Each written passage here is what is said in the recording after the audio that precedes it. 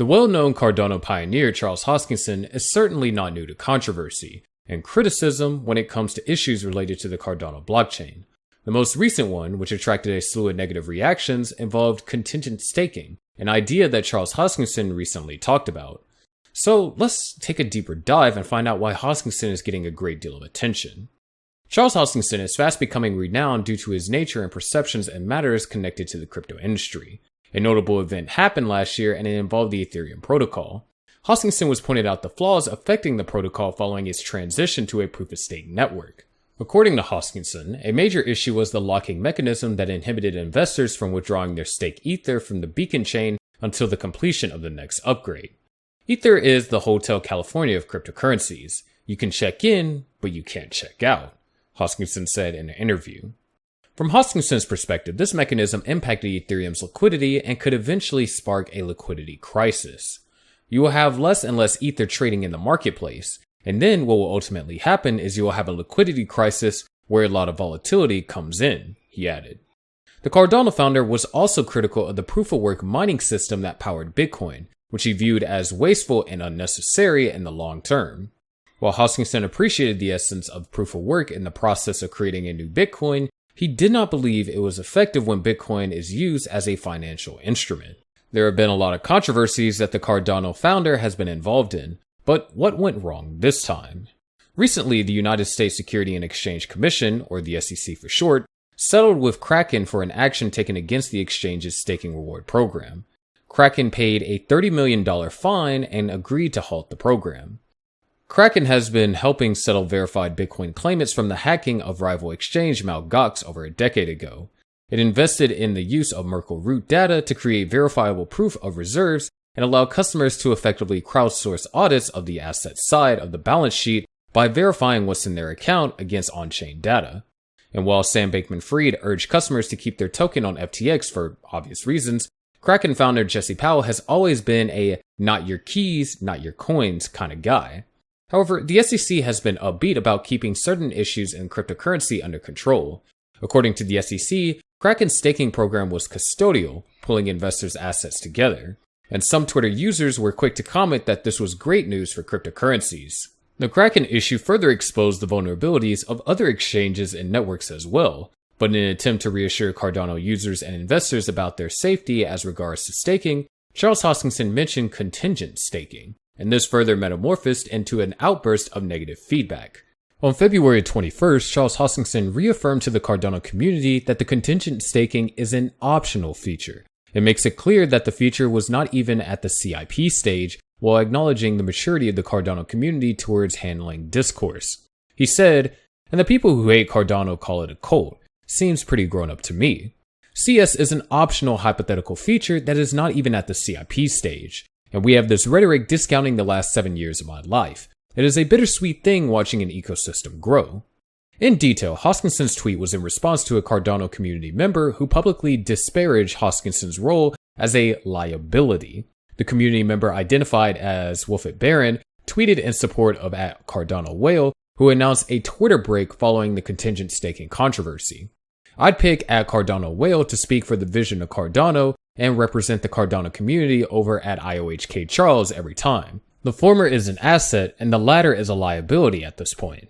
Meanwhile, Charles Hoskinson proposed the idea of contingent staking as a strategy to help the crypto market align with current regulatory requirements by the SEC. The model was raised following the SEC reaching a settlement for $30 million with Kraken for failing to register their platform staking operations. However, the crypto community expressed criticism and opposition towards Hoskinson's model. Hoskinson addressed the situation with heightened displeasure. He tweeted, "I'm still at a loss reading some of the comments on contingent staking. It's incredible how polarized some people have become to the extent that they cannot understand a basic concept and continue to misrepresent it. The crypto community remains divided about contingent staking, as some believe that CS is a road towards risk tolerance and trusting regulatory bodies to protect investors, while some like Cardano Whale view it as a strategy that would allow governments to stifle or kill the cryptocurrency industry." So what is this contingent staking all about? Does it allow immunity for SEC actions? Well, the recent SEC enforcement action against Kraken over its staking program has brought staking compliance to the spotlight. In a live stream, the IOG CEO spoke about contingent staking, which can be conceptualized at a protocol level, right to refuse business. According to Charles Hoskinson, stake pool operators are businesses, but under the existing Cardano staking model, they cannot refuse delegates unlike a real business. He cited the examples of the operators of a fried chicken shop able to refuse to serve a rowdy and unpleasant customer.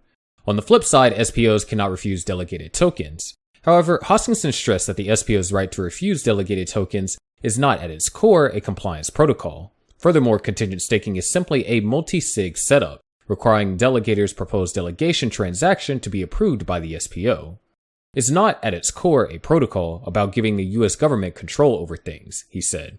Charles Hoskinson also added that this multi-sig approach can be used to fire bad customers and get rid of those who don't conform to one's values, hence supporting that pattern that can be used for KYC. A comment in a Reddit post further expounded on the changing narrative, which has potentially gone from decentralized blockchain being an equalizing force to changes becoming needed for compliance. And then a question was raised, what other changes are coming down the line? The point being made is that if we change at the base layer to please America now, what other changes will we make later? But Hoskinson deemed such criticism as low information, dramatic, knee-jerk reactions, especially as contingent staking is only a concept for discussion. However, most of these criticisms are fueled by various concerns and fears towards this approach. One concern is that contingent staking could lead to centralization. For instance, if a large number of stake pool operators set similar conditions for the release of their funds, this could lead to a situation where a significant portion of the network's funds is released at the same time, and this could lead to widespread selling pressure, which in turn could cause the ADA coin price to collapse. Another concern is that the idea could lead to a situation where stake pool operators act in a way that is not in the best interests of the network. A stake pool operator might set a condition that its funds will only be released if it receives a certain amount of ADA from other stake pool operators. This could further initiate anti-competitive behavior such as refusing to delegate to other stake pool operators or setting high fees for their services. Indeed, the Cardano founder has reassured the Cardano community that the risks of contingent staking are minimal, but the concerns are still on the rise. In a recent video update, Hoskinson explained that the risks of centralization are limited by the fact that only a small percentage of SOPs are likely to use contingent staking. He also pointed out by the activity-based conditions are unlikely to be utilized extensively. In addition, he explained that Cardano's proxy model is configured to prevent anti-competitive behavior, unlike other blockchain networks where miners and validators are selected based on their computing power. Cardano SPOs are chosen based on their reputation and the amount of ADA that is delegated to them. This implies that stake pool operators have an incentive to act in the best interest of the network, as any behavior which does not conform to the best interest of the network could lead to a loss of delegation. Also, in a more recent video, Charles Hoskinson clarified that his intention was not for the contingent staking model to replace regular staking. Contingent staking does not implement a KYC regimen on Cardano, and it does not replace normal staking. It does not remove private pools either. A marketplace of SOPs would still exist and allow for people to continue to delegate to their preferences, including normal stake pools, he said. With the crackdown on Kraken, many industry experts are ecstatic to know what the future of staking might look like. Coinbase Exchange has consistently argued that its staking offering is not secure and that it might seek legal redress if the SEC sends a Wells notice the way it has done for its competitors. The SEC is more resilient than ever, given the occurrences that invaded the crypto sector last year. Hence, any strategy that is going to be introduced in this period should ensure lasting survival and safety. But of course, we'd love to know your thoughts on this down in the comment section below. We'll see you in the next video, but before then, check out our other videos to find out how Cardano is living up to the dream of being the Ethereum killer. And as always, make sure you click on the subscribe and notification buttons.